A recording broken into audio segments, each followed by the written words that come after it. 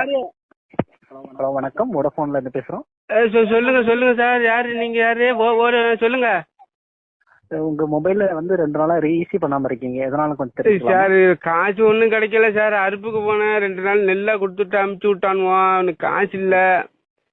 என்ன ஒண்ணுன்னு தெரியல. அவன் சின்ன பையன் நெத்த பொறுக்கிட்டு வந்தா அதை விக்கலான்னு பார்த்தா அது நோண்ட முடியல. நோண்டுறதுக்கு ஒன்றும் நேரம் இல்ல. அது போட்ட சிம்ம கட்டு பண்ணி விட்டுட்டுறீங்களா சார்? ஆமாங்க சார், நீங்க வந்து பேலன்ஸ் ஏத்தணும்னா உங்க மொபைல்ல வந்து இன்கமிங் அவுட் கோயிங் எல்லாம் கட் பண்ணிடுவோம். சார் ஏன் சார் கட்டு பண்றீங்க? கொஞ்சம் ஏழை போல சார். ஏதோ அறுப்புக்கு போய் தான் சார் பொழப்பு நடத்துது. என்ன சார் பண்றது? நீங்க இப்படி பண்றீங்க?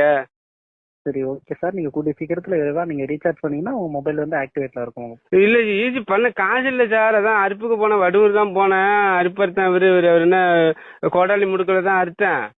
அது 7 மரக்கா கொடுத்தாங்க. அதை அவிச்சு போட்டு காய போட்டாச்சு. அது சின்ன பையன் நெத்த பொறுக்கிட்டு வந்தா அதை குடஞ்சி வச்சிருக்கிறேன். அதை கொடுத்து தான் ஈஸி பண்ணணும் சார். பண்ணி விட்டுரும் ஒன்றும் நீங்க கட்டுக்கிட்டு பண்ணி விட்டுறாதீங்க சார். உங்களுக்கு எதுவும் என்ன வேணும்? காரைக்கால் சரக்கு எடுப்பீங்களா? இன்னும் ஒரு கட்டிங் வாங்கி தரேன். இல்ல சார், நீங்க வந்து உடனே ரீசார்ஜ் பண்ணுங்க, ஓகேவா?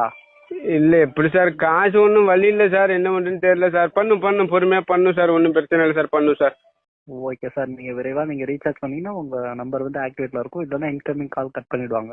சரி சார். இது கட்டுக்கிட்டு பண்ணி விடாதீங்க சார். இது எப்படி சொல்றேன்னா, இந்த ஒரு போன் தான் இருக்கு. நாங்க இந்த சின்ன பயலுக்கெல்லாம் போன் வட்டி போய் பேசுறதுக்கு.